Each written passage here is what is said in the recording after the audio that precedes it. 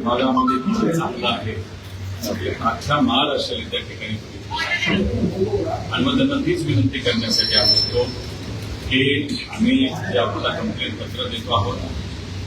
आम्ही समजू शकतो एमपीएससी स्वायत्त संस्था आहे, मी तिथं काही बोलू शकणार नाही, पण आम्ही दिलेलं पत्र हे नक्कीच तुम्ही त्यांना पाठवू शकता.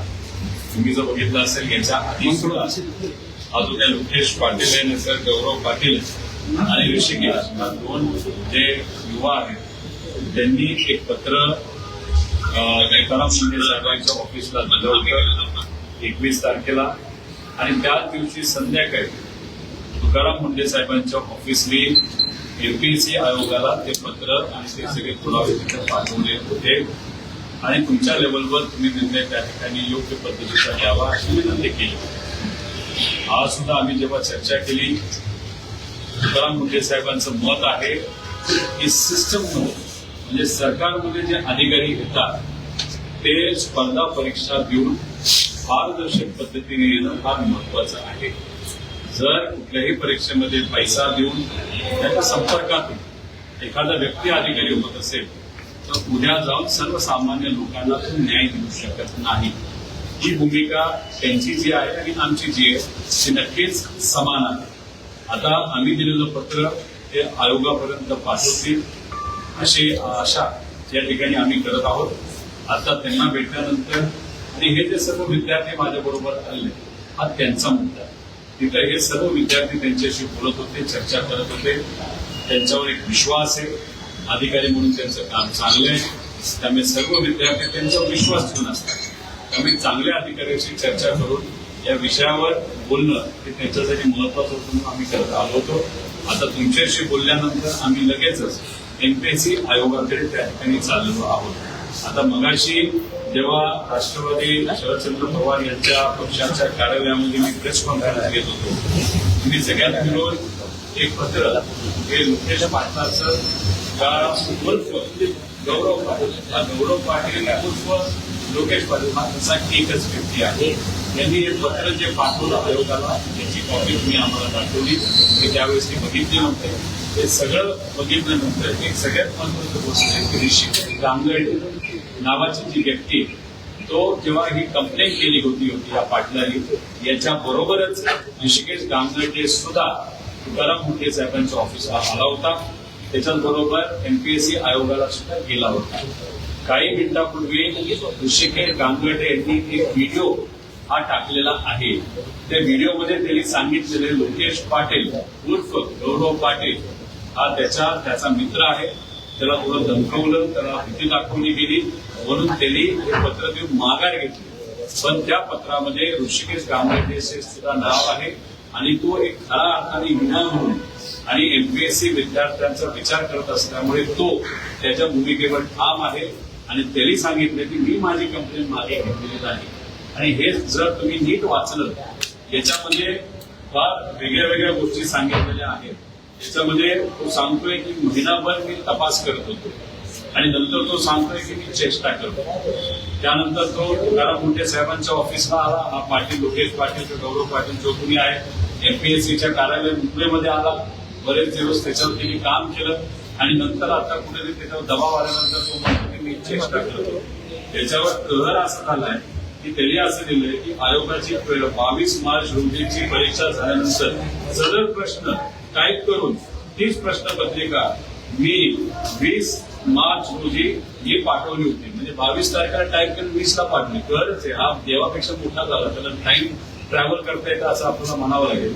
आणि याच्यात तो स्वतः म्हणतो की याच्यामध्ये काही पेपर प्रश्नपत्रिका असलेल्या याच्यामध्ये काही प्रश्न हे मॅच झालेले आहेत. आमचं हेच म्हणणं आहे ना, जो क्लासेसचा प्रश्नपत्रिका होत्या त्यातल्या 100 पैकी 90 प्रश्न हे आयोगाच्या प्रश्नाला मॅच झाले. हाच आमचा त्याच्यामध्ये मुद्दा आहे. त्यामुळे ऋषिकेश पाटील का गौरव पाटील हे काय आमच्यासाठी महत्वाचं नाही. आमच्यासाठी प्रश्न हा महत्वाचा आहे की या युवांना आता ती शंका वाटायला लागली की एमपीएससीचा पेपर हा फुटू शकतो, त्या शंकेचं निरसन होणं हे महत्वाचं आहे. म्हणून आता आम्ही सर्वजण भेटण्यासाठी आयोगाकडे चाललेलो आहोत. आयोगामध्ये कोण आम्हाला भेटेल का आम्हाला आता सांगता येणार नाही, पण पुढच्या 45 मिनिटांपर्यंत आम्ही आयोगाला नक्कीच त्या ठिकाणी पोहोचतो.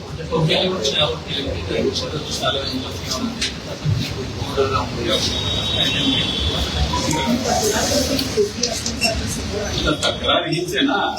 ऋषिकेश पाटील आणि गौरव पाटील आणि लोकेश पाटील हे असं नाव दिलेलं आहे.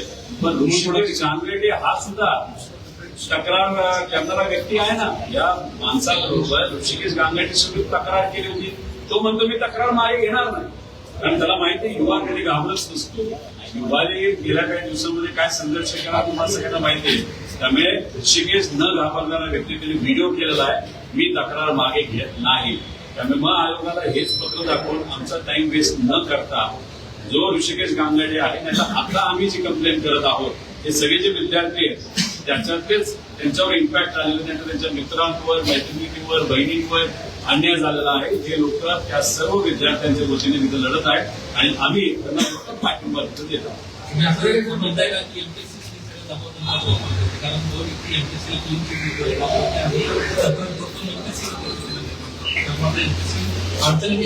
कोणाकडनं तरी दबाव 100% आणला गेला आहे.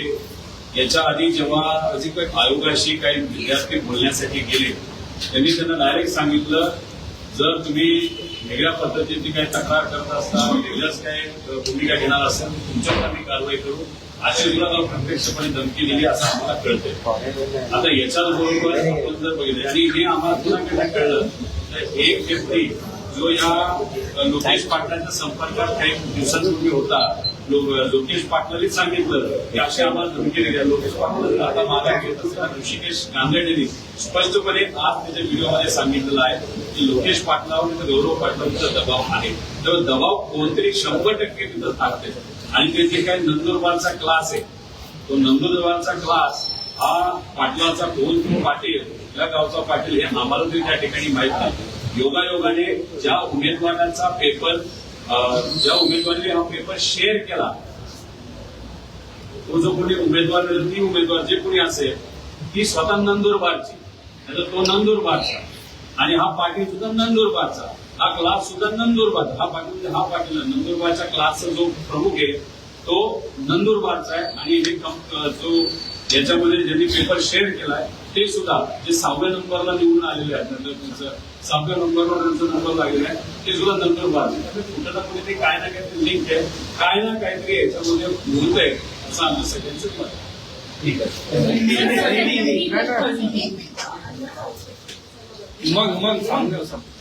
पीछे मीनाक्षी जरा मागे.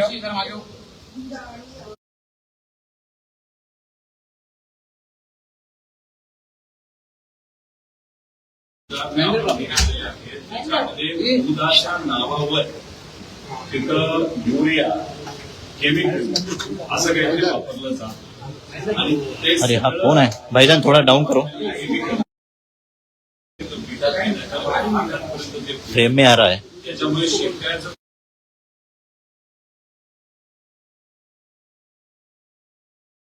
मिळत नव्हतं आणि कॅमेरामॅन को बोलो म्हणतोय 1 किलो नागपूरपर्यंत जाईपर्यंत केबल ठेवणार आहे. आणि या सगळ्या कारवाई केल्यामुळे केमिकल दूध बऱ्यापैकी या महाराष्ट्रात होलेला आहे. काही 50% दुधाचा पुरवठा, काही 50%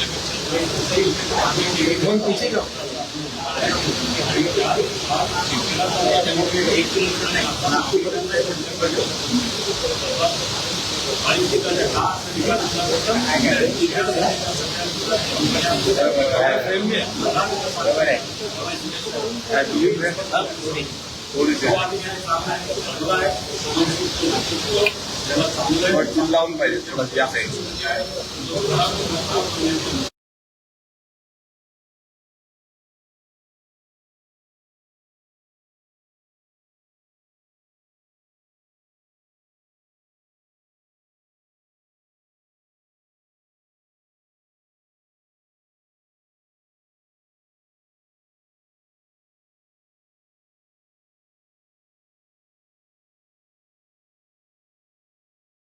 पास उनके पास ऑलरेडी वो ये जो मुकेश पाटिल है, गौरव पाटिल है और ऋषिकेश कांगड़े है, उनके तरफ से ऑलरेडी ये प्रूफ आए हुए हैं। और ये जो पाटिल है बात बोल रहा है कि मैं प्रसाद ने वहां में दिया, वो खुद यहाँ पे आया था, सीरियसली वो बोल रहा था बहुत गलत हुआ है, पेपर थोड़ा है, लीक हो गया, बहुत लोगों पे अन्याय हो गया। अभी उसके ऊपर क्या दबाव आ गया मालूम नहीं। आप इसको ये पत्र दिया, इसके बारे में आपने हमको रेफरेंस दिया था, जो अभी मैंने खुद वहाँ पे पढ़ा, लेकिन उसके साथ जो ऋषिकेश कांगड़ है वो एप्लीकेंट है। तो उसने ये देखो, उसने अभी एक वीडियो वहाँ पे डाला है,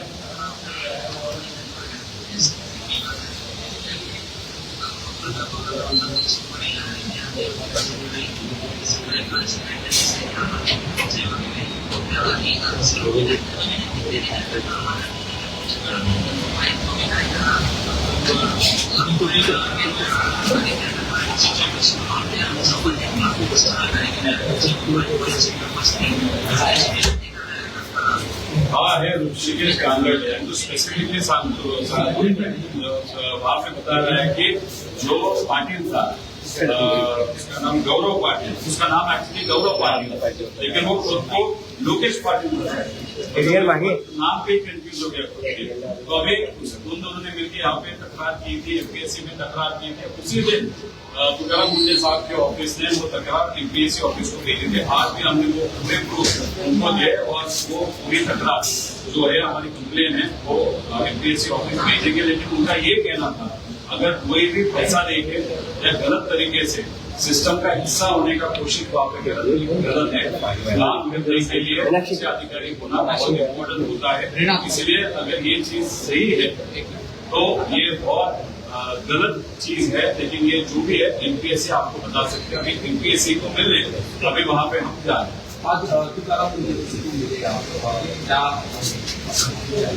तुकाराम मुंडे साहब का यही कहना था कि कोई भी व्यक्ति अगर सिस्टम का हिस्सा होना चाहता है वो कॉम्पिटिटिव एग्जाम के माध्यम से वहाँ पे आना चाहिए। अगर वहाँ पे पैसा देके या समझो किसी का कॉन्टैक्ट इस्तेमाल करके लाइन स्किप करके अगर अधिकारी बनता है तो उसका प्रभाव लोगों पे बहुत बड़ा होता है, नकारात्मक होता है, नेगेटिव प्रभाव होता है। इसलिए कोई भी सिस्टम, एग्जाम देने की सिस्टम हो, एग्जाम लेने की सिस्टम हो, जो भी है वो प्रूफ होने की बहुत इम्पोर्टेंस होता है। और इसीलिए अगर आपने जो ये प्रूफ दिए हैं आप एमपीएससी को भेजते हैं, एमपीएससी उसके बारे में जो निर्णय लेने को लेगी, क्योंकि वो स्वायत्त बॉडी है। लेकिन ये अच्छे अधिकारी होने के नाते और ये जो बच्चे हैं जो बाकी बच्चों के लिए वो लड़ रहे हैं, उनका भी कहना था एक अच्छे अधिकारी के साथ मिलकर बात करके उससे चर्चा करना बहुत इम्पोर्टेंट है। और ये पूरा इंस्पेक्टर ये जो पद है वो एफडीए के अंदर आता है, मतलब तुकाराम मुंडे पद के अंदर वहाँ पे आते हैं। इसलिए हम आज उनसे सर आपने कहा कि अभी कंप्लेन वापस नहीं लेंगे, युवा करके दिखाया है कि युवा डरता नहीं। एक बार थोड़ा पीछे जाओ, पीछे पेपर लीक न होने चाहिए, क्योंकि पेपर लीक क्यों होते हैं तो उसमें पैसा बहुत बड़ा लेगा जाता है, करप्शन होता है। उसी के साथ अपने विचार के लिए जो भाजपा का सरकार है तो भाजपा के विचार के लोगों को जानबूझ के सिस्टम में डाला जाता है ताकि एक तो पगार सरकार से ले और ना भाजपा का वहां पे करे। तो ये जो चीजें है वो गलत होती है। इसलिए हमारा हर वक्त यही कहना होता है कि ये फुल प्रूफ सिस्टम चाहिए जहाँ पे पेपर नहीं फूटना चाहिए। जब आपने देखा होगा तलाक की भर्ती के वक्त हमने बोला था, लेकिन हमको सरकार ने बोलते हुए बोला था आप झूठ बोल रहे हो, आपके ऊपर एफआईआर होनी चाहिए। लेकिन अब एक मैट क्वासी जुडिशियल बॉडी है, उन्होंने खुद वहाँ पे सरकार को बोला कि तलाक की भर्ती में भ्रष्टाचार हुआ है, 62 केसेस में हुआ है, वो केसेस ज्यादा भी हो सकते हैं, तो वहाँ पे आप एक्शन ले लो।